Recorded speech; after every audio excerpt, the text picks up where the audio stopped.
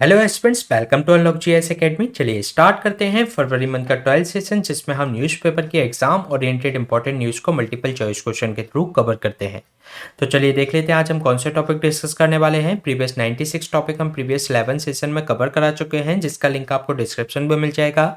आज हम चर्चा करेंगे एल्गल ब्लूम एंड यूट्रोफिकेशन के बारे में। देन हम जानेंगे उरूसी फीचर्स के बारे में, ऑटिज्म स्पेक्ट्रम डिसऑर्डर के बारे में चर्चा करेंगे। साथ ही साथ जानेंगे वेल स्ट्रेंडिंग के बारे में, एक ट्रिटी न्यू स्टार्ट ट्रिटी के बारे में चर्चा करेंगे। साथ ही साथ अभी हाल ही में जो सीरियल का इन्फ्लेशन बढ़ा है तो चर्चा करेंगे उसके बारे में। एक स्कीम इंजीग्रामम के बारे में चर्चा करेंगे और जानेंगे I2U2 ग्रिपिंग किससे संबंधित है। इसके अलावा United nation commission for social development के बारे में चर्चा करेंगे और जानेंगे रायथी सीरी स्कीम के बारे में। और पार्लियामेंट्री प्रिविलेजेस क्या होते हैं चर्चा करेंगे इसके बारे में। तो चलिए स्टार्ट करते हैं आज का इंपॉर्टेंट सेशन। ये क्वेश्चन आपका एल्गल ब्लूम एंड यूट्रोफिकेशन से संबंधित है, जिसके रिगार्डिंग आपको 3 स्टेटमेंट दिए गए हैं। फर्स्ट स्टेटमेंट में आपसे कहा गया है कि जो यूट्रोफिकेशन होता है एक तरीके की प्रोसेस होती है वाटर बॉडीज के अंतर्गत, जिसके अंतर्गत ये ओवरली डिग्रेडेड हो जाती है नाइट्रेट एंड फॉस्फेट जैसे न्यूट्रिएंट से। सेकेंड स्टेटमेंट में आपसे कहा गया है कि जो एक्सेसिव ग्रोथ है एल्गी एंड प्लैंक्टॉन्स की वाटर बॉडीज के अंतर्गत, तो ये यूट्रोफिकेशन प्रोसेस का इंडिकेटर होता है। थर्ड स्टेटमेंट में आपसे कहा गया है कि इसका जो अक्सर रिजल्ट आता है कि ये जो वाटर क्वालिटी को डिटोरिएट कर देता है, साथ ही साथ इसमें जो वाटर बॉडीज में जो डिजॉल्व ऑक्सीजन होती है उसको ये कम कर देता है। तो इसके रिगार्डिंग आपको करेक्ट आंसर फाइंड आउट करना है। तो चलिए देख लेते हैं इसका आंसर।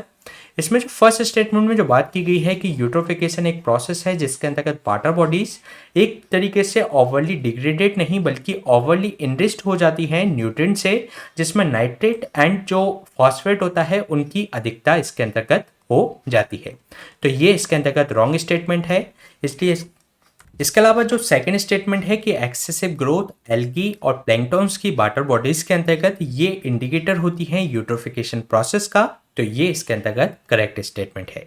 इसके अलावा इसका जो अक्सर रिजल्ट आता है कि जो वाटर क्वालिटी को डिटोरिएट कर देता है, साथ ही साथ इसमें जो डिजॉल्व ऑक्सीजन होती है उसकी ये कमी कर देता है। तो ये इसके अंतर्गत करेक्ट स्टेटमेंट है, इसलिए इसका जो आंसर हो जाएगा B 2 एंड 3 ओनली। चलिए जान लेते हैं अभी चर्चा में क्यों रहा। जो मरीन साइंटिस्ट हैं उन्होंने बॉन्ड किया है कि जो एक तरीके से फ्रिक्वेंसी लगातार बढ़ती जा रही है हार्मफुल एल्गल ब्लूम की, तो ये एक तरीके से फूड वॉर्न डिसीज पैदा कर सकते हैं फिश कंज्यूमर्स के बीच में। अगर हम बात करें यूट्रोफिकेशन के बारे में, तो यूट्रोफिकेशन एक तरीके की प्रोसेस होती है जिसके अंतर्गत वाटर बॉडीज ये ओवरली इनरिच्ड हो जाती है नाइट्रेट एंड फॉस्फेट जैसे न्यूट्रिएंट से, और ये एक तरीके से प्लेंटीफुल ग्रोथ करती है जो प्लांट लाइफ का। अगर हम बात करें एक्सेसिव ग्रोथ की, तो जो एल्गी एंड प्लैंक्टॉन्स की वाटर बॉडीज के अंतर्गत, तो ये इंडिकेटर होते हैं यूट्रोफिकेशन प्रोसेस के। साथ ही साथ अगर हम इसके इफेक्ट के बारे में चर्चा करें, तो यूट्रोफिकेशन एक तरीके से सीरियस एनवायरमेंटल कंसर्न माना जाता है, जिसके कारण से अक्सर रिजल्ट ये आता है कि ये वाटर क्वालिटी इसमें गिर जाती है, साथ ही साथ जो इसमें डिजॉल्व ऑक्सीजन होती है उसकी भी इसके अंतर्गत कमी हो जाती है, और जो एक तरीके से इवेंचुअली ये एक तरीके से डेड जोन में भी कन्वर्ट हो सकता है, जो कि इनकैपेबल हो जाता है इसकी लाइफ को सपोर्ट करने के लिए।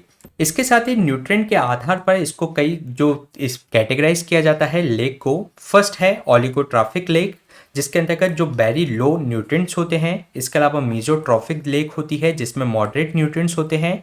साथ ही साथ जो यूट्रोफिक जो लेक होती है वह हाईली न्यूट्रिएंट रिच लेक होती है। साथ ही साथ अगर हम बात करें यूट्रोफिकेशन की, तो ये दो तरीके से हो सकता है, एक तो नेचुरल आधार पर और दूसरा कल्चरल यूट्रोफिकेशन।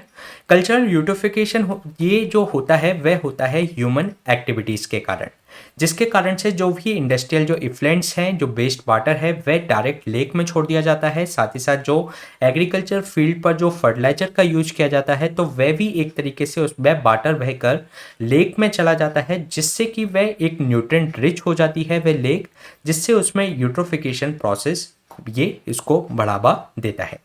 इसके अलावा अगर हम बात करें एल्गल ब्लूम की, तो जो फाइटोप्लैंक्टन्स हैं जिसमें एल्गी और ब्लू ग्रीन जो बैक्टीरिया हैं, वे एक्सेस न्यूट्रिएंट्स की अधिकता के कारण इसमें जो पॉपुलेशन है इनकी इंक्रीज हो जाती है, और ये पूरी तरीके से वाटर बॉडीज की जो सरफेस होती है उसको ये कवर कर लेता है, जिसे ही एल्गल ब्लूम कहा जाता है। अगर हम बात करें इसके इफेक्ट के बारे में, तो जो एल्गल ब्लूम है ये बायोकेमिकल जो ऑक्सीजन डिमांड होती है यानी कि बीओडी, तो उसको बढ़ा देता है और एक तरीके से प्रोड्यूस करता है टॉक्सिन्स को, जिससे कि उस वाटर बॉडीज के अंतर्गत एनॉक्सिक कंडीशंस जनरेट हो जाती है, यानी कि उसमें ऑक्सीजन की कमी हो जाती है जो कि कारण बनती है लेग की डेथ का। साथ ही साथ जो मोस्ट जो एल्गल जो ब्लूम होते हैं हार्मफुल नहीं होते, लेकिन ये जो प्रोड्यूस करता है टॉक्सिन्स, तो उसी को ही कहा जाता है हार्मफुल एल्गल ब्लूम। इसके अलावा अगर हम बात करें, इसको डायग्राम से समझने की कोशिश करें, तो जैसे कि कई सारे जो न्यूट्रिएंट्स युक्त जो वाटर हैं वे लगातार लेक में प्रवाहित किए जाते हैं ह्यूमन एक्टिविटी के द्वारा, तो ये जो वाटर बॉडी है न्यूट्रिएंट रिच हो जाती है और इस न्यूट्रिएंट की अधिकता के कारण इसमें जो प्लांट होते हैं या जो एल्गी होती है वह उसकी ग्रोथ इसके अंतर्गत बढ़ने लगती है, और एल्गी की ग्रोथ के बढ़ने के कारण ये एल्गल ब्लूम की कंडीशंस आ जाती है, जो कि वाटर जो सरफेस होती है उसको पूरी तरीके से एल्गी के द्वारा कवर कर लिया जाता है। और ये एक तरीके से एल्गी के द्वारा कवर करने के कारण इसमें जो सनलाइट होती है, जो कि फोटिक जोन जो कि माना जाता है 200 मीटर तक किसी वाटर बॉडीज के लिए, तो फोटिक जोन के अंतर्गत जो भी एक्टिविटीज होती है प्लांट या लिविंग ऑर्गेनिज्म के द्वारा, तो उसको एक तरीके से सनलाइट की आवश्यकता होती है, तो वह सनलाइट को भी इसके अंतर्गत प्रिवेंट किया जाता है एल्गल ब्लूम के द्वारा, तो जिससे कि जो इसमें फोटोसिंथेसिस क्रिया के द्वारा ये जो एक ऑक्सीजन जनरेट कर रहे थे वह ऑक्सीजन जनरेशन भी इसके अंतर्गत बंद हो जाता है, जिससे और ज़्यादा ऑक्सीजन का डिप्लीशन होता है। साथ ही साथ इसमें जो लिविंग ऑर्गेनिज्म होते हैं वह ऑक्सीजन की कमी के कारण मर जाते हैं, जिससे उनके डिकम्पोजर्स उसके अंतर्गत पैदा होते हैं, और जो डिकम्पोजर्स की एक्टिविटीज़ के कारण उनको भी ऑक्सीजन की आवश्यकता होती है, जिससे ऑक्सीजन का फर्दर और ज़्यादा डिप्लीशन होता है। और फिर लगातार इस तरीके की प्रोसेस चलने के बाद एक समय ऐसा आता है कि जो ये जो लेक इकोसिस्टम है पूरी तरीके से डेथ में कन्वर्ट हो जाता है, यानी कि उस इकोसिस्टम की पूरी तरीके से मृत्यु हो जाती है। तो ये क्वेश्चन हमने डिस्कस किया यूट्रोफिकेशन एंड एल्गल ब्लूम के बारे में। चलिए चलते हैं नेक्स्ट क्वेश्चन पे। नेक्स्ट क्वेश्चन है आपका उरूसी फीचर से संबंधित, जिसके रिगार्डिंग आपको 3 स्टेटमेंट दिए गए हैं। फर्स्ट स्टेटमेंट में आपसे कहा गया है कि जो उरूसी होता है एक वुडन शटर होता है जिसको यूज किया जाता है कंक्रीट बॉल की जगह पार्टीशन बॉल के रूप में। सेकेंड स्टेटमेंट में आपसे कहा गया है कि जो उरूसी है एक तरीके से पर्शियन टर्म मानी जाती है जिसका मीनिंग होता है हिडन ब्राइड, यानी कि छिपी हुई दुल्हन। थर्ड स्टेटमेंट में आपसे कहा गया है कि इसमें एबिलिटी होती है कि जो सिस्मिक शॉक्स आते हैं उसको ये ऑब्जर्व कर सकती हैं, तो इसके रिगार्डिंग आपको करेक्ट आंसर फाइंड आउट करना है। तो चलिए देख लेते हैं इसका फर्स्ट स्टेटमेंट में। जो उरूसी है एक तरीके का वुडन शटर होता है जो कि घरों के अंतर्गत जो कंक्रीट बॉल से जो पार्टीशन किया जाता है उसकी जगह इसमें वुडन शटर का इसके अंतर्गत यूज किया जाता है, तो ये इसके अंतर्गत करेक्ट स्टेटमेंट है। इसके अलावा सेकेंड स्टेटमेंट में जो बात की गई है कि ये एक पर्शियन टर्म है जिसका मीनिंग माना जाता है हिडन ब्राइड, तो ये भी इसके अंतर्गत करेक्ट स्टेटमेंट है। इसके अलावा जो थर्ड स्टेटमेंट में जो बात की गई है कि इसमें एबिलिटी होती है कि ये एब्जॉर्ब कर सकती है सिस्मिक शॉक्स को, तो ये भी इसके अंतर्गत करेक्ट स्टेटमेंट है। इसलिए इसका जो आंसर हो जाएगा डी 1, 2 एंड 3। चलिए जान लेते हैं अभी चर्चा में क्यों रहा। जो मुगल इरा का जो आर्किटेक्चरल जो फीचर्स है जिसको उरूसी कहा जाता है, जो कश्मीर का एक तरीके से जो सिस्मिक थ्रेट है कश्मीर के सामने, तो उसका एक तरीके से ये सॉल्यूशन हो सकता है।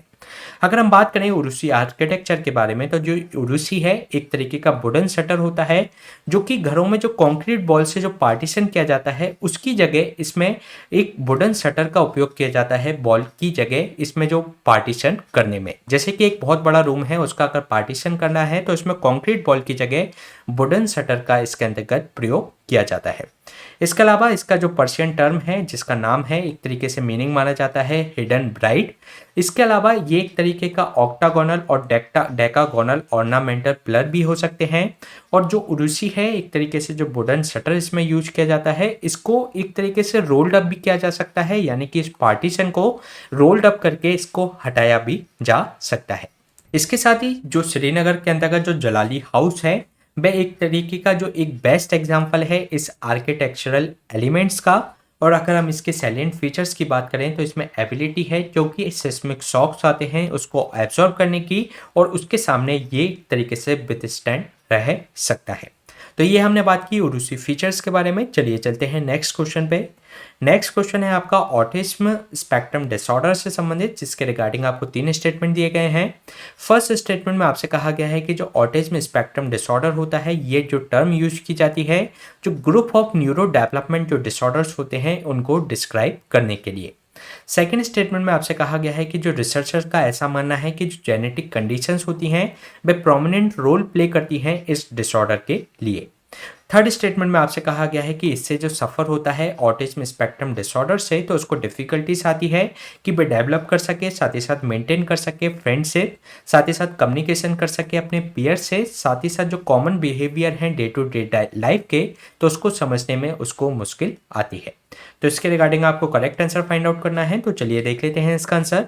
इसमें जो फर्स्ट स्टेटमेंट में जो बात की गई है कि जो ऑटिज्म स्पेक्ट्रम डिसऑर्डर है, एक तरीके से जो टर्म यूज की जाती है for the group of neuro development disorders के लिए, तो ये इसके अंतर्गत करेक्ट स्टेटमेंट है। इसके अलावा रिसर्चर्स का ये मानना है कि इसमें जो जेनेटिक कंडीशंस हैं वह प्रोमिनेंट रोल प्ले करती है इस डिसऑर्डर के लिए, तो ये भी इसके अंतर्गत करेक्ट स्टेटमेंट है। इसके अलावा इससे जो सफ़र होता है ऑटिज्म स्पेक्ट्रम डिसऑर्डर से, तो उसको डिफिकल्टीज आती है कि वह एक तरीके से डेवलप कर सके, मेंटेन कर सके फ्रेंडशिप को, साथ ही साथ अपने जो पीयर्स हैं उससे वह कम्युनिकेट नहीं कर सकता, साथ ही साथ वह जो कॉमन बिहेवियर होते हैं डे टू डे लाइफ के, उसको अंडरस्टैंड करने में भी उसको मुश्किल आती है। तो ये भी इसके अंतर्गत करेक्ट स्टेटमेंट है, इसलिए इसका जो आंसर हो जाएगा डी 1, 2 एंड 3। चलिए जान लेते हैं अभी चर्चा में क्यों रहा, जो अभी स्टडी इसके अंतर्गत फाउंड की गई है, जो कि गट एक माइक्रोबायोम कंपोजिशन है, वह एक इम्प्लीकेशन करता है सेवरल डिसीज का, तो वह उसके अंतर्गत ऑटिज्म भी उसके अंतर्गत शामिल है। अगर हम बात करें ऑटिज्म की, तो जो ऑटिज्म स्पेक्ट्रम डिसऑर्डर होता है, ये जो टर्म यूज की जाती है group of neuro development disorder को डिस्क्राइब करने के लिए, साथ ही साथ रिसर्चर्स अभी इसको फुल्ली तरीके से इसके जो कॉज हैं, इसके जो कारण हैं उसको फाइंड आउट नहीं कर पाए हैं, लेकिन फिर भी उनका ये मानना है कि इसके लिए जो जेनेटिक कंडीशंस हैं वह प्रोमिनेंट रोल इसके अंतर्गत प्ले करती हैं। इसके अलावा इसके अगर हम सिम्टम्स की बात करें, तो ये अफेक्ट करता है चिल्ड्रन को, उनके अंतर्गत सोशल इंटरेक्शंस की कमी होती है, साथ ही साथ उनमें वर्बल और नॉन वर्बल कम्युनिकेशन स्किल्स भी कम होती हैं, और ये उनके जो रिपीटेटिव जो बिहेवियर्स होते हैं उसको करने में उनको मुश्किल करता है। साथ ही साथ ये एडवर्सली अफेक्ट करता है उनकी कॉग्निटिव जो उनकी ज्ञानात्मक जो क्षमता होती है उसको कम करने में, साथ ही साथ उनकी क्वालिटी ऑफ लाइफ को भी ये डिमिनिश करता है। अगर हम बात करें इनके इफेक्ट की, तो इससे जो इफेक्ट जो सफ़र होता है पर्सन, तो उसको डिफ़िकल्टी होती है कि वह एक फ्रेंडशिप रिलेशंस बना सके किसी से, उसमें मुश्किल आती है, साथ ही साथ अपने जो पीयर्स हैं उनसे कम्युनिकेट करने में उसको समस्या आती है, उनमें एक तरीके से जो डे टू डे बिहेवियर के जो हमारे कॉमन बिहेवियर होते हैं उसको अंडरस्टैंड करने में भी मुश्किल आती है। इसके अलावा अगर हम बात करें, ये जो वल्नरेबिलिटी है जो इसके अंतर्गत जो चिल्ड्रंस हैं उनके जो सिबलिंग्स को अगर ऑटिज्म स्पेक्ट्रम डिसऑर्डर है, तो उनको चांसेस ज़्यादा होते हैं कि उनके एक जो सिबलिंग्स हैं उनको भी एक तरीके से ये बीमारी से वे ग्रस्त हों। इसके अलावा इनके ट्रीटमेंट की अगर हम बात करें, तो जो करेंटली इसका पूरी तरीके से ट्रीटमेंट अवेलेबल नहीं है, लेकिन आज इसके जो ट्रीटमेंट इस बात पर यह आधारित है कि उनकी जो डेली जो फंक्शनिंग है क्वालिटी ऑफ लाइफ के लिए उसको थोड़ा बहुत इसके अंतर्गत इम्प्रूव किया जा सके। तो ये क्वेश्चन हमने डिस्कस किया ऑटिज्म स्पेक्ट्रम डिसऑर्डर से संबंधित। चलिए चलते हैं नेक्स्ट क्वेश्चन पे। नेक्स्ट क्वेश्चन है आपका वेल स्टैंडिंग से संबंधित, जिसके रिगार्डिंग आपको दो स्टेटमेंट दिए गए हैं। फर्स्ट स्टेटमेंट में आपसे कहा गया है कि जो वेल स्टैंडिंग जो फिनोमिना है, जिसके अंतर्गत जो वेल बीचिंग करने आती है ऑन द शोर यानी कि तट पर, जिससे वहां पर ये फंस जाती है और ये वाटर में वापस नहीं जा पाती। सेकेंड स्टेटमेंट में आपसे कहा गया है कि जो नॉइस पॉल्यूशंस है वह उनकी जो वेल्स को डिसोरिएंट कर देता है, उनकी जो कम्युनिकेशंस है या जो नेविगेशंस है उसको डिस्टर्ब कर देता है, जिससे कि वह बीच पर फंस जाती हैं। तो इसके रिगार्डिंग आपको करेक्ट स्टेटमेंट फाइंड आउट करना है, तो चलिए देख लेते हैं इसका आंसर। इसमें जो फर्स्ट स्टेटमेंट में जो बात की गई है कि जो वेल स्टैंडिंग होती है, ये जो एक फिनोमिना है जिसके अंतर्गत जो वेल हैं वह जो शोर पर जो तट पर बीच करने आती हैं, तो जिससे कि वे वहां पर फंस जाती हैं और वापस वाटर में नहीं जा पाती, तो इस फिनोमिना को वेल स्टैंडिंग कहा जाता है। तो ये इसके अंतर्गत करेक्ट स्टेटमेंट है। इसके अलावा जो नॉइस पॉल्यूशन लगातार बढ़ता जा रहा है, तो उससे डिसओरिएंट हो जाती हैं वेल्स, और उनकी जो कम्युनिकेशन और जो नेविगेशन सिस्टम है उसको एक तरीके से ये प्रभावित करता है, जिससे ये बीच पर फंस जाती हैं। तो ये इसके अंतर्गत करेक्ट स्टेटमेंट है, इसलिए इसका जो आंसर हो जाएगा सी बोथ 1 एंड 2। चलिए जान लेते हैं अभी चर्चा में कर रही रिसेंटली 14 पायलट जो वेल्स हैं वह फाउंड की गई कि जो नियर द शोर है कालपिटिया का, जो कि टाउन ऑफ श्रीलंका के वेस्टर्न कोस्ट पर जो स्थित है, वहां पर ये फंसी पाई गई। अगर हम बात करें वेल स्टैंडिंग की, तो ये एक तरीके का फिनोमेना है जिसमें ये शोर पर बीचिंग एक्टिविटी के लिए आती हैं, और जिससे कि ये यहाँ पर फंस जाती हैं और वाटर में वापस नहीं जा पाती।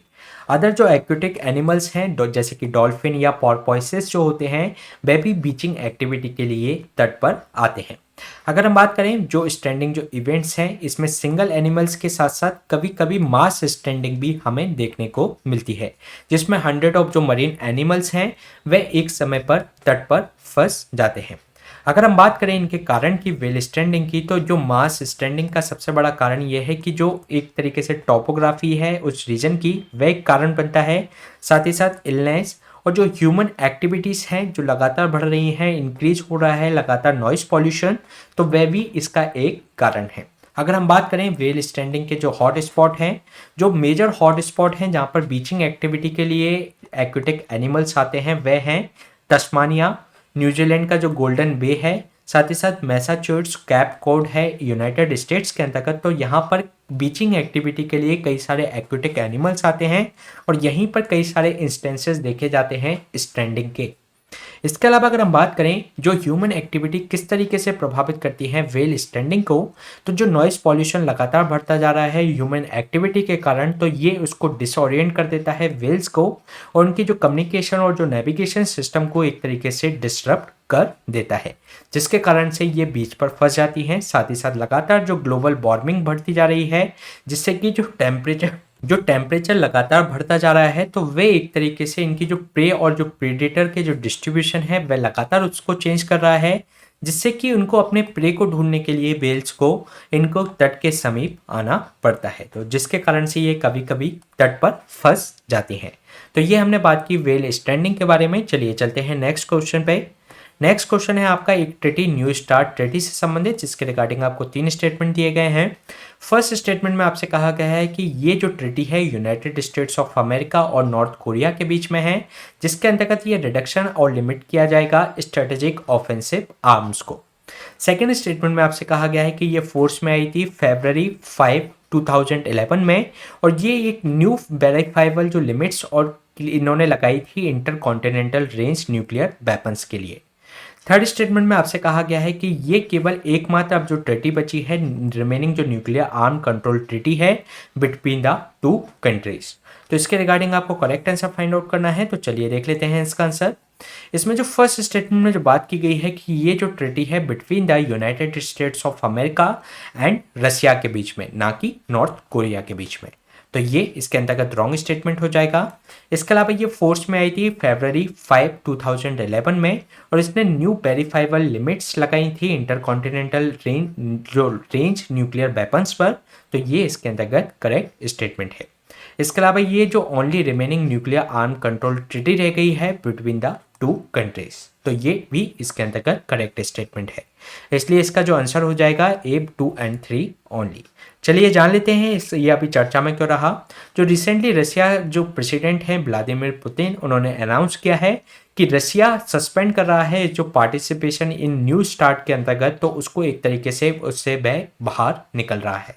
अगर हम बात करें स्टार्ट के बारे में, तो जो स्ट्रेटेजिक आर्म रिडक्शन ट्रीटी है, जो कि स्टार्ट 1 जो आई थी, जो कि साइन हुआ था यूएस एंड जो अर्स्टाइल जो आपका यूएसएसआर था 1991 से पहले, तो ये एक तरीके से जो फोर्स में आई थी 1991 में इसको साइन किया गया था और 1994 में ये अस्तित्व में आई। इसके अलावा जो स्टार्ट 1 जो एक तरीके से कैप लगाती थी जो number of nuclear war head पर और जो इंटरकॉन्टिनेंटल बैलिस्टिक मिसाइल्स पर। इसके अलावा ये जो ट्रीटी की गई थी 1994 में, तो वह लैप्स हो गई 2009 में, जिसको एक रिप्लेस किया गया जो बाय स्ट्रेटेजिक जो ऑफेंसिव रिडक्शन ट्रीटी थी, जिसको शॉर्ट कहा गया, जिसको ट्रीटी ऑफ मॉस्को भी इसके अंतर्गत कहा गया था। अगर हम बात करें जो शॉर्ट था वह इसको रिप्लेस कर दिया गया न्यू स्टार्ट ट्रीटी से। अगर हम बात करें न्यू स्टार्ट ट्रीटी की, तो ये जो ट्रीटी थी between the United States of America and Russian federation के बीच में हुई, और ये फर्दर रिडक्शन करना था, लिमिट करना था स्ट्रेटेजिक ऑफेंसिव आर्म्स को। ये अस्तित्व में आई थी, ये फोर्स में आई February 5, 2011 में, जिसने एक न्यू वेरीफाइबल लिमिट्स लगा दी थी इंटरकॉन्टिनेंटल रेंज न्यूक्लियर वेपन्स पे, और ये एक only remaining nuclear arm control treaty है बिटवीन दीज 2 कंट्रीज। अगर हम बात करें इसके जो कंप्लाइंस की इस ट्रीटी के, तो जो न्यू स्टार्ट जो ट्रीटी है ये फोर्स में आनी थी February 1, 2023 से, जिसको जो न्यू स्टार्ट ट्रीटी की गई थी 2011 में, उसको और ज़्यादा आगे बढ़ाया गया था। तो इसमें जो फरवरी 1 2023 से इसको फोर्स में आना था, जिसके इसमें जो दोनों पार्टी हैं कंडक्ट करा रही थी on site inspections, meetings, bilateral जो कंसल्टिव जो कमीशंस हैं और जो बाय एनुअल जो डेटा एक्सचेंज होता है उसको इसके अंतर्गत किया गया। तो इसके अंतर्गत जो रसिया के द्वारा इसमें बाहर निकलने का संकेत दे दिया गया है। तो ये हमने बात की न्यू स्टार्ट ट्रीटी से संबंधित। चलिए चलते हैं नेक्स्ट क्वेश्चन पे। नेक्स्ट क्वेश्चन है ये आपका सीरियल इन्फ्लेशन से संबंधित, जिसके रिगार्डिंग आपको 3 स्टेटमेंट दिए गए हैं। फर्स्ट स्टेटमेंट में आपसे कहा गया है कि जो सीरियल इन्फ्लेशन है वह रिकॉर्ड स्तर पर पहुंचा 16.12% ईयर ऑन ईयर इन जनवरी 2023 में, और ये प्राइमरली ये किसके द्वारा पहुंचा? राइस की प्राइस राइज होने के कारण।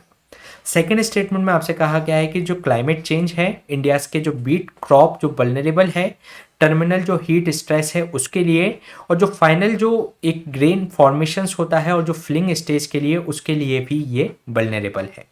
इसके अलावा ये जो 2023 की अगर हम बात करें तो जो मैक्सिमम और जो मिनिमम टेम्परेचर होता है वह already 3 to 5 degree Celsius above हो गया है normal in many beet growing areas के अंतर्गत। तो इसके रिगार्डिंग आपको करेक्ट आंसर फाइंड आउट करना है। तो चलिए देख लेते हैं इसका आंसर। इसमें जो सीरियल इन्फ्लेशन है एक तरीके से जो बढ़ गई रिकॉर्ड स्तर पर 16.12%, और ये एक तरीके से ड्रिवन है by the primarily by the beet, ना कि राइस। यानी कि बीट की प्राइस बढ़ने के कारण ये एक तरीके से इतने रिकॉर्ड स्तर पर पहुंची। तो ये इसके अंतर्गत रॉन्ग स्टेटमेंट हो जाएगा।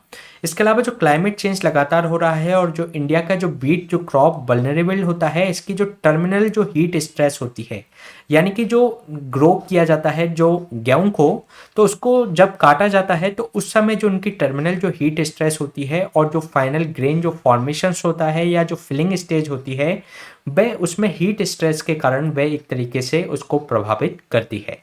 तो ये इसके अंतर्गत करेक्ट स्टेटमेंट है। इसके अलावा ये जो टाइम है जिसमें मैक्सिमम जो मिनिमम जो टेम्परेचर है ऑलरेडी इंक्रीज हो चुका है 3 to 5 degree Celsius above the normal in many wheat growing areas के अंतर्गत। तो ये इसके अंतर्गत करेक्ट स्टेटमेंट है, इसलिए इसका जो आंसर हो जाएगा बी 2 and 3 ओनली। चलिए जान लेते हैं अभी चर्चा में क्यों रहा। जो रिसेंटली यूनियन एग्रीकल्चर जो मिनिस्ट्री है उसने अनाउंस किया है कि वे एक कमेटी सेटअप करेगी for the monitor the situations arising from the increase that जो टेम्परेचर लगातार बढ़ रहा है और जो करंट जो वीट क्रॉप्स है उसको जो प्रभावित कर रहा है उसके एक मॉनिटरिंग के लिए।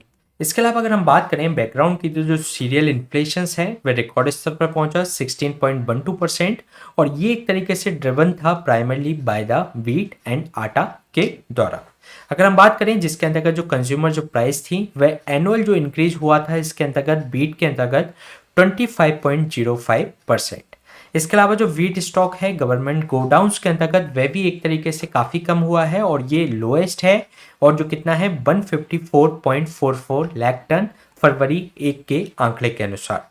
इसके अलावा अगर हम बात करें 2022 की, तो जो मार्च में जो टेम्परेचर लगातार बढ़ा है जिसके कारण से सिग्निफिकेंट ड्रॉप हुआ है वीट के आउटपुट का, साथ ही साथ गवर्नमेंट के वीट प्रोक्योरमेंट का। अगर हम बात करें जो क्लाइमेट चेंज है इंडिया का जो बीट क्रॉप्स इसको वल्नरेबल बनाता है टर्मिनल हीट स्ट्रेस के दौरान, जो कि इसकी फाइनल ग्रेन फॉर्मेशन और फिलिंग स्टेज में भी उसको प्रभावित करता है। और अगर हम बात करें एट द टाइम 2023 की, तो इसमें बहुत मैक्सिमम और मिनिमम जो टेम्परेचर है 3 से 5 डिग्री सेल्सियस इंक्रीज हो चुके हैं अबव द नॉर्मल, और जो कि मैनी बीट ग्रोइंग एरियाज में हमें दिखाई दे रहे हैं।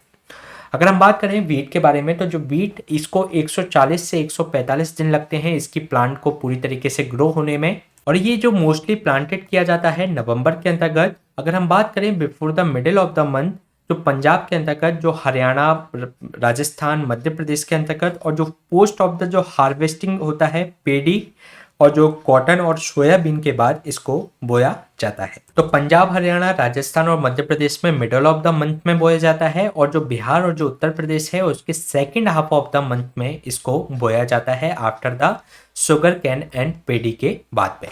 इसके अलावा ये जो एक तरीके से अगर अब इसको प्रोपोन किया जाए, यानी कि जो नवंबर में बोया जाता है अगर उसको अक्टूबर 20 में अगर बोया जाए, तो ये एक तरीके से जो टर्मिनल हीट स्ट्रेस का सामना करना पड़ता है इसको March last week of third week of the March के अंतर्गत, तो इससे इसकी जो उत्पादन प्रभावित होता है तो उसको ये सामना नहीं करना पड़ेगा।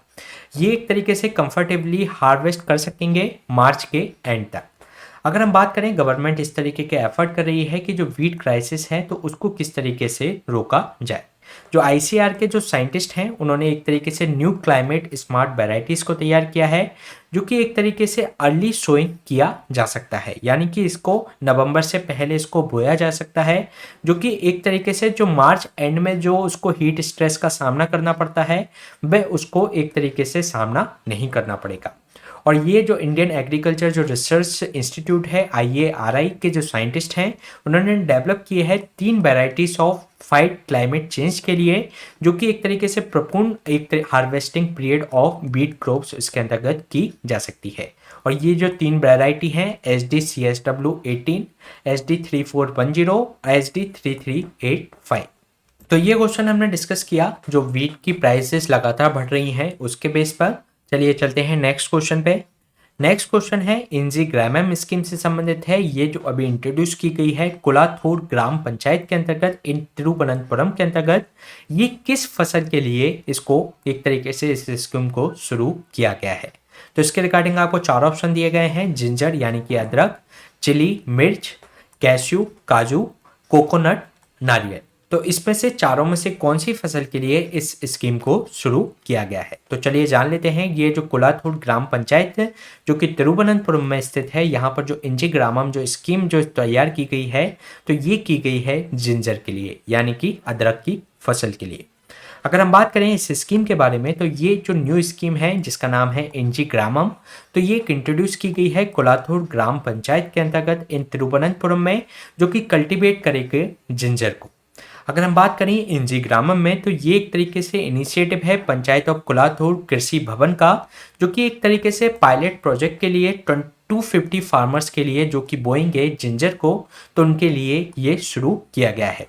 ये जो जिंजर है ये प्रोपोगेट करेगा जो कि जो सीड जो राइजोम्स को, और जो कि एक जो वैरायटी है इस स्कीम के अंतर्गत जो बोई जाएगी जो कि रियो डी जेनेरियो की एक किस्म है जो कि ब्राज़ील में, उसको वहाँ पर जो यहाँ पर बोया गया तो इसके अच्छे परिणाम निकल कर आए तो उसी फसल को यहाँ पर हम बोएंगे।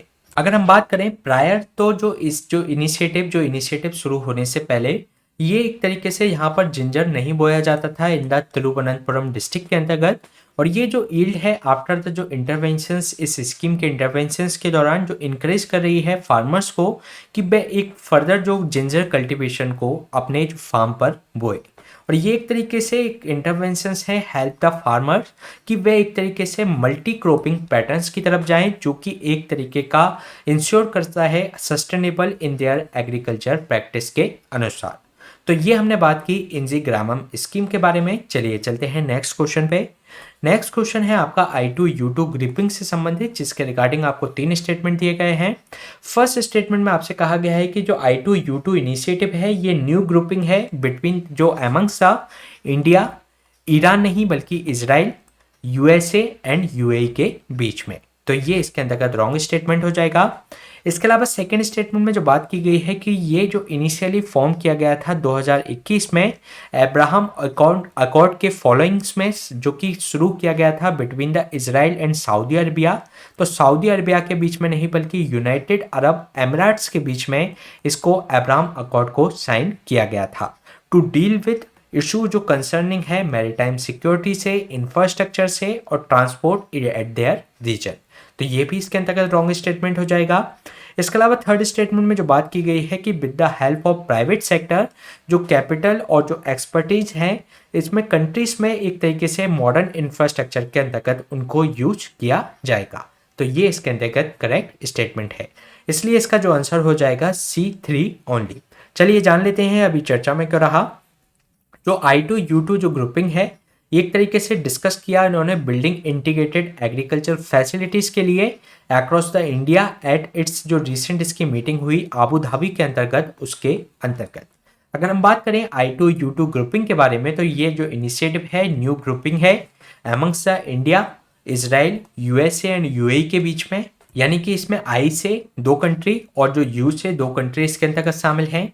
इसके अलावा जो इनिशियली इसको फॉर्म किया गया था 2021 में फॉलोइंग द अब्राहम अकॉर्ड, जो कि अब्राहम अकॉर्ड की अगर हम बात करें तो ये इजराइल और यूएई के बीच में साइन हुआ था टू डील विद इशू जो भी कंसर्न है, जो भी मैरीटाइम सिक्योरिटी से संबंधित है या इंफ्रास्ट्रक्चर या ट्रांसपोर्ट सेक्टर से संबंधित इस रीजन में, तो उनको एक तरीके से डील करने के लिए इसको शुरू किया गया था।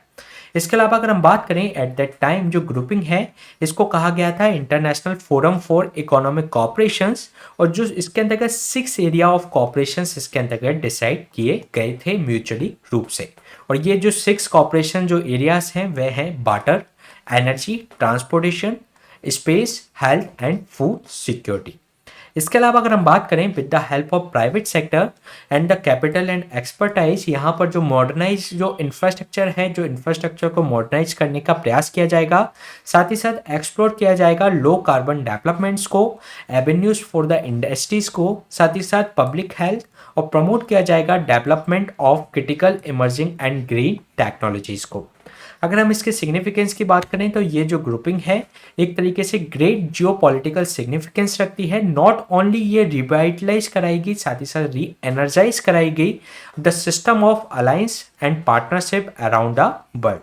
इसके अलावा ये एक तरीके से स्टिच भी करेगी टुगेदर द पार्टनरशिप, और जो भी एक तरीके से प्रीवियसली इस तरीके की पार्टनरशिप नहीं की गई और इस तरीके के जो संसाधनों को यूज करने की जब वो है तो वह भी इसके अंतर्गत प्रीवियसली नहीं कर पाए। तो अगर ये एक तरीके का जो ग्रुपिंग किया गया है तो ये जो रिसोर्सेज को भी बेहतर तरीके से यूज कर सकेगा, साथ ही साथ ये टुगेदर रूप में ये काम कर पाएंगे। तो ये क्वेश्चन हमने डिस्कस किया I2 U2 ग्रुपिंग से संबंधित। चलिए चलते हैं नेक्स्ट क्वेश्चन पे। नेक्स्ट क्वेश्चन है आपका UN commission of social development से संबंधित, जिसके रिगार्डिंग आपको 3 स्टेटमेंट दिए गए हैं। फर्स्ट स्टेटमेंट में आपसे कहा गया है कि UN commission for social development है, ये 9 फंक्शनल जो कमीशन है इकोसॉक के यानी कि इकोनॉमिक एंड सोशल काउंसिल के, जो कि इस्टेब्लिश किए गए थे 1946 में। सेकेंड स्टेटमेंट में आपसे कहा गया है कि ये एडवाइस करता है इकोनॉमिक एंड सोशल काउंसिल्स को एंड गवर्नमेंट को on a wide range of social policy issue on the social perspective of development पर। थर्ड स्टेटमेंट में आपसे कहा गया है कि इंडिया को अभी रिसेंटली इलेक्ट किया गया है चेयर ऑफ 62nd जो सेशन होने वाला है UN commission for social development का। तो इसके रिगार्डिंग आपको करेक्ट आंसर फाइंड आउट करना है, तो चलिए देख लेते हैं इसका आंसर। इसमें जो फर्स्ट स्टेटमेंट में जो बात की गई है कि यूएन कमीशन ऑफ सोशल जो डेवलपमेंट है, ये 9 जो फंक्शनल कमीशंस हैं इकोसॉक के अंतर्गत जो कि इस्टेब्लिश की गई थी 1946 में, उसमें से ये एक है, तो ये इसके अंतर्गत करेक्ट स्टेटमेंट है।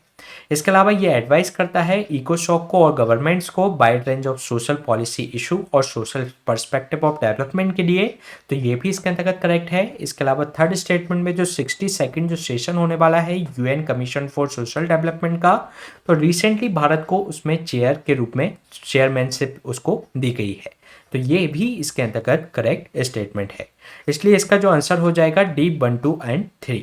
चलिए जान लेते हैं अभी चर्चा में क्यों रहा। जो इंडिया को इसमें रिसेंटली इलेक्ट किया गया है chair of 62nd session of United nation commission for social development के लिए।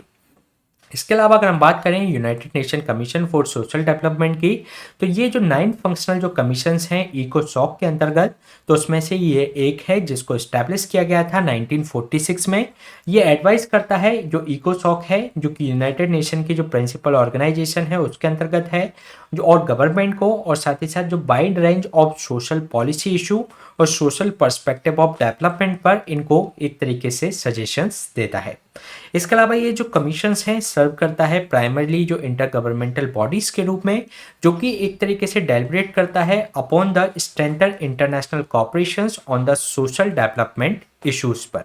अगर हम बात करें इसकी जो 62nd की जो सेशंस की जो थीम है उसका नाम है वह है fostering social development and social justice through the social policies to accelerate your progress and implementation of 2030 agenda of sustainable development and achieve the overarching goal of poverty eradications।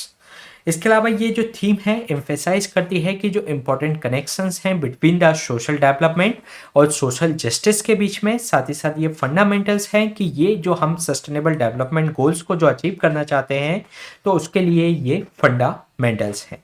इसके अलावा अगर हम बात करें इसकी जो मीट एनुअली होती है इन न्यूयॉर्क में, यूजुअली इन फरवरी के अंतर्गत।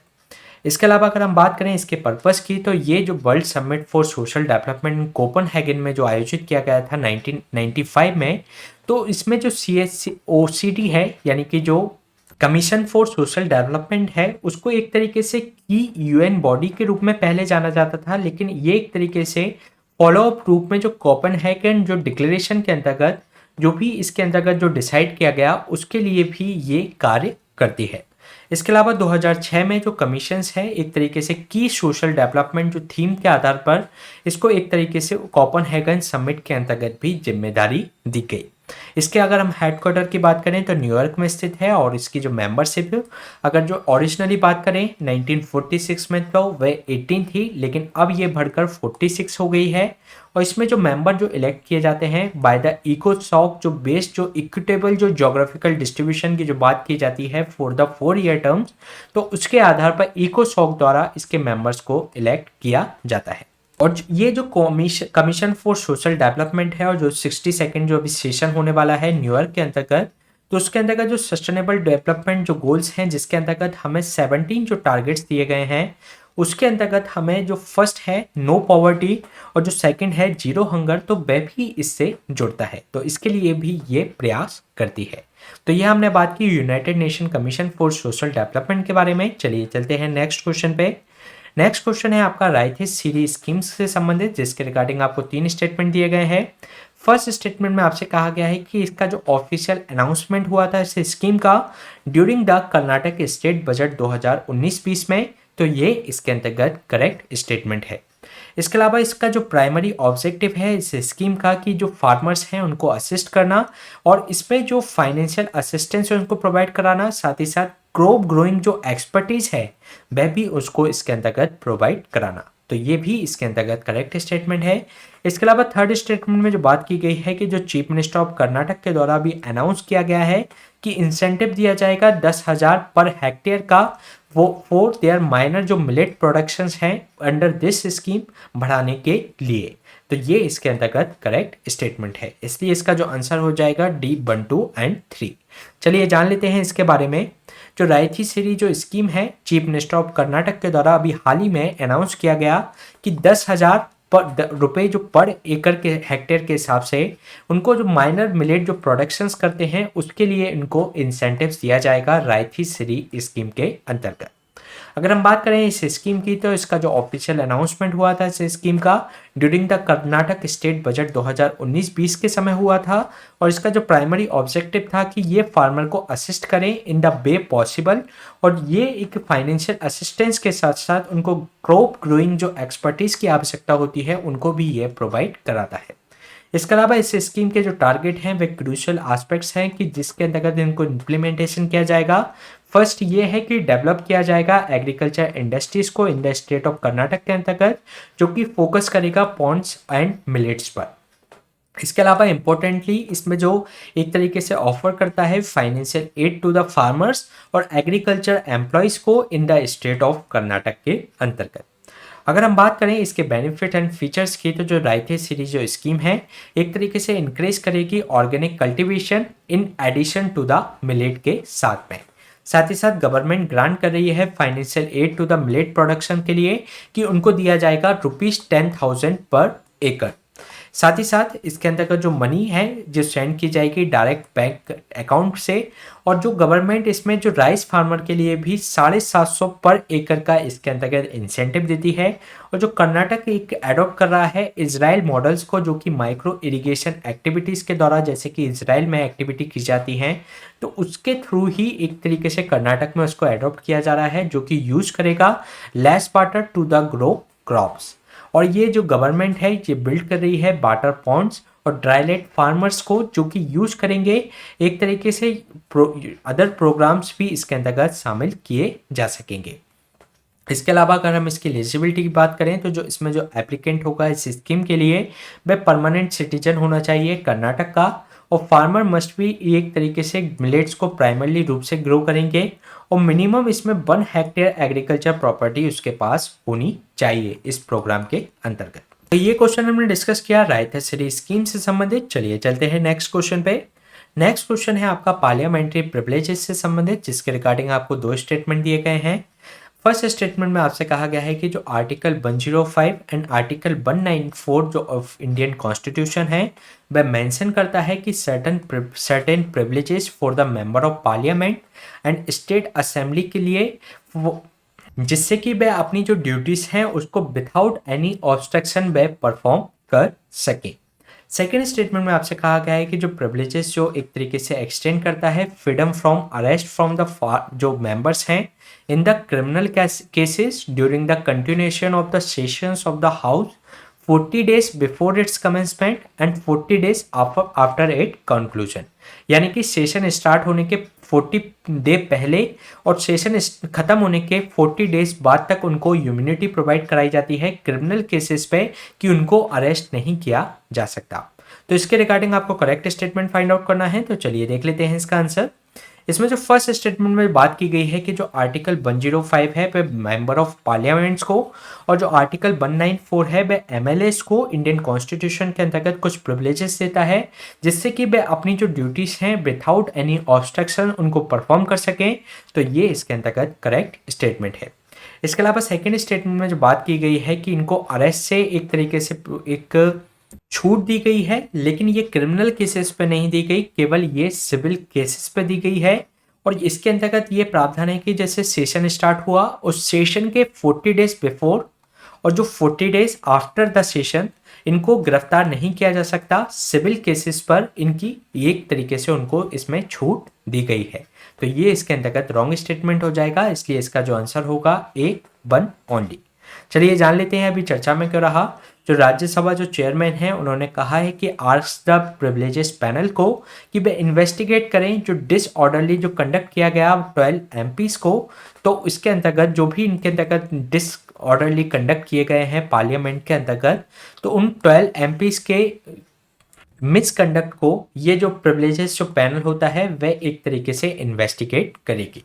अगर हम बात करें पार्लियामेंट्री प्रिविलेजेस की, तो जो article 105 of the constitution and article 194 of the Indian constitution way privileges देते हैं मेंबर ऑफ पार्लियामेंट को दिया गया है आर्टिकल 105 में, और जो लेजिस्लेटिव असेंबली के जो मेंबर हैं उनको आर्टिकल 194 के अंतर्गत इसमें एक तरीके से एक प्रिविलेजेस दी गई हैं, यानी कि उनको विशेष अधिकार दिए गए हैं जिससे कि ये अपनी ड्यूटीज को विदाउट एनी ऑब्स्ट्रक्शन परफॉर्म कर सके। इसके अलावा ये जो प्रिविलेजेस का मतलब ये है कि इसमें जो राइट्स और इम्यूनिटीज इनको दी गई है कि ये जो पार्लियामेंट के अंतर्गत और इनकी जो कमेटी के अंतर्गत कलेक्टिवली ये एक तरीके से इसमें अपने टास्क को परफॉर्म कर सकते हैं और इनको किसी भी अपने जो कर्तव्यों के प्रति किसी भी कोर्ट के समक्ष उनको पेश होने की जरूरत नहीं है, यानी कि अपने इस कंडक्ट के लिए वे किसी भी कोर्ट के प्रति वे जवाबदेह नहीं है। अगर हम बात करें ऑब्जेक्टिव्स की, तो ये एक्सटेंड करता है immunity to the member for any proceedings in a court, किसी भी कोर्ट के अंतर्गत। और इसके अंतर्गत कुछ भी उन्होंने इसके अंतर्गत जो कहा है पार्लियामेंट के अंतर्गत उसके लिए वह किसी भी कोर्ट के समक्ष जवाबदेह नहीं है। साथ ही साथ इसमें जो कमेटी के समक्ष भी अगर वो कुछ अपना भाषण देते हैं या कोई बात बोलते हैं तो उसके आधार पर उनको कोर्ट में पेश नहीं किया जा सकता। इसके अलावा इनको इम्यूनिटी इनकी जो कवर करती है जो एग्जेम्पशंस हैं from the proceedings in respect of जो पब्लिकेशन अगर करते हैं अंडर द अथॉरिटी के अंतर्गत either house of the parliament के अंतर्गत कोई भी अगर पेपर देते हैं या कोई भी अपना एक पब्लिकेशन करते हैं इन द हाउस, तो उसके लिए भी वे जवाबदेह नहीं होंगे। साथ ही साथ अगर हम बात करें इसमें जो प्रिविलेजेस हैं इनको फ्रीडम दी गई है सिविल केसेस पर कि जैसे सेशन स्टार्ट हो रहा है उसके 40 डेज बिफोर और 40 days after the completion of session इनको सिविल केसेस पर इनको किसी भी आधार पर अरेस्ट नहीं किया जा सकता। इसके अलावा अगर हम बात करें इसमें जो ब्रीच ऑफ प्रिविलेजेस पर, यानी कि अगर विशेषाधिकारों का हनन किया जाता है इनके एमपीज के द्वारा या इनके द्वारा कुछ मिसकंडक्ट किया जाता है, तो अगर ऐसा इंस्टेंस किया जाता है इनके राइट्स एंड इम्यूनिटीज पर आधारित अगर, तो ये member of Lok Sabha and Rajya Sabha के अंतर्गत ये कोई ऑफेंस किया जाता है, ब्रीच ऑफ प्रिविलेजेस किए जाते हैं, तो वह पनिशेबल होंगे under the law of parliament के द्वारा। इसके अलावा एक विशेषाधिकार कमेटी भी होती है, कमेटी ऑफ प्रिविलेजेस, जिसमें कमेटी में लगभग 15 मेंबर होते हैं लोकसभा के अंतर्गत, साथ ही साथ राज्यसभा के अंतर्गत 10 मेंबर्स इसके अंतर्गत होते हैं जो कि नॉमिनेट किए जाते हैं। अगर हम बात करें लोकसभा की तो वह स्पीकर के द्वारा, और अगर राज्यसभा की बात करें तो चेयरमैन ऑफ द राज्यसभा के द्वारा। इनका फंक्शन होता है कि वे एग्जामिन करेंगे कि हर क्वेश्चन जो भी ब्रीच ऑफ प्रिविलेजेस से संबंधित है, यानी कि उनके विशेषाधिकार हनन से कोई संबंधित कोई मामला है हाउस के, तो उसके अंतर्गत उसको एक तरीके से एग्जामिन किया जाएगा इस कमेटी के द्वारा, और ये डिटरमाइन करेंगे कंसर्निंग द फैक्ट जो भी इसके अंतर्गत शामिल किए जाएंगे, और सुटेबल रिकमेंडेशन देंगे इन इट्स रिपोर्ट के अंतर्गत। तो ये हमने बात की privileges of MP and MLA से संबंधित। इसी तरीके के सेशन हम आपके बीच में लाते रहेंगे। आप हमसे इस टेलीग्राम चैनल से भी जुड़ सकते हैं। Please stay tuned and subscribe the unlock GS academy. Thank you.